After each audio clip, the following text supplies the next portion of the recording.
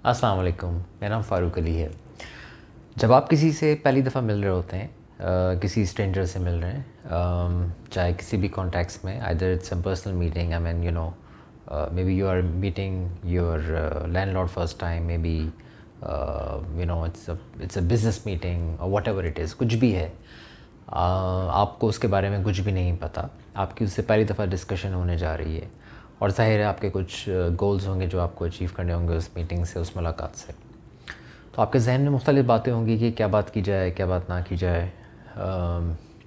आज मैं आपसे 3 बातें ऐसे करने लगा हूँ जो कि मैं समझता हूँ कि जिनको आपने हर सूरत अवॉइड करना है कि अगर आपको उस मीटिंग से कुछ चाहिए, और स्पेशली अगर आप कोई लॉन्ग टर्म रिलेशनशिप रखना चाहते हैं, लॉन्ग टर्म एग्रीमेंट पे जाना चाहते हैं।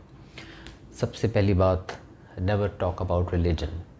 किसी भी मीटिंग में अगले का क्या रिलीजियस पर्सपेक्टिव है, क्या पॉइंट ऑफ व्यू है, यू नेवर नो। वो कौन से रिलीजन से ताल्लुक़ रखता है, या उसकी कास्ट क्या है, या उसकी क्या रिलीजियस ओपिनियंस हैं, ये आपको कतई नहीं पता।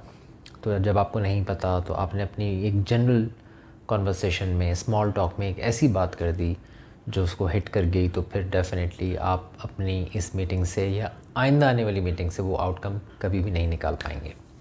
तो हमेशा आपको कभी भी रिलीजन पे बात नहीं करनी, क्योंकि आपको उसके पॉइंट ऑफ व्यू नहीं पता। सेकंड चीज़, आपको पॉलिटिक्स से बात नहीं करना। अगेन, आपको नहीं पता कि उसके पॉलिटिकल व्यू क्या हैं।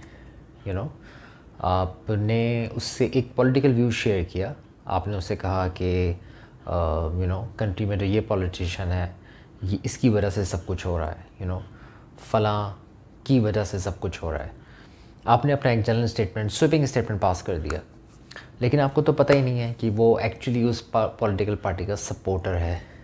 तो आप कैसे उससे कोई ताल्लुक़ बना पाएंगे, रिलेशनशिप बना पाएंगे, जब वो उसके लिए उस पार्टी के लिए, उस पॉलिटिकल पार्टी के साथ इमोशनली इन्वॉल्व है।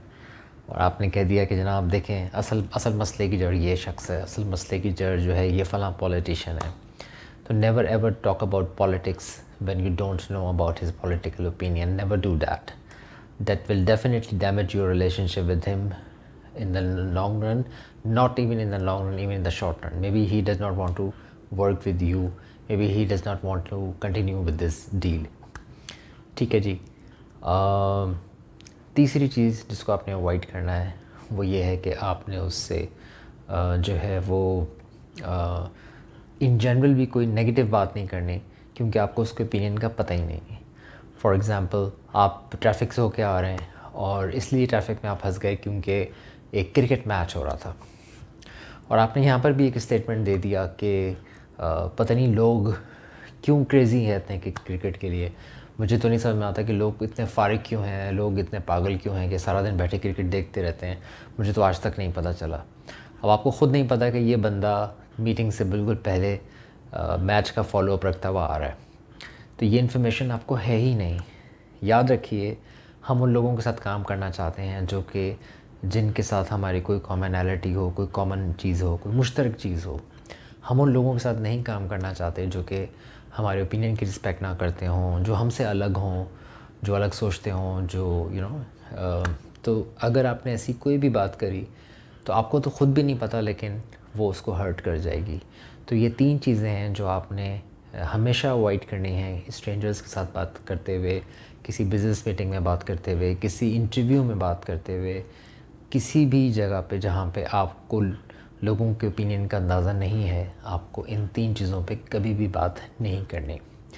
आई होप ये वीडियो आपके लिए बहुत ज़्यादा यूज़फुल साबित होगी।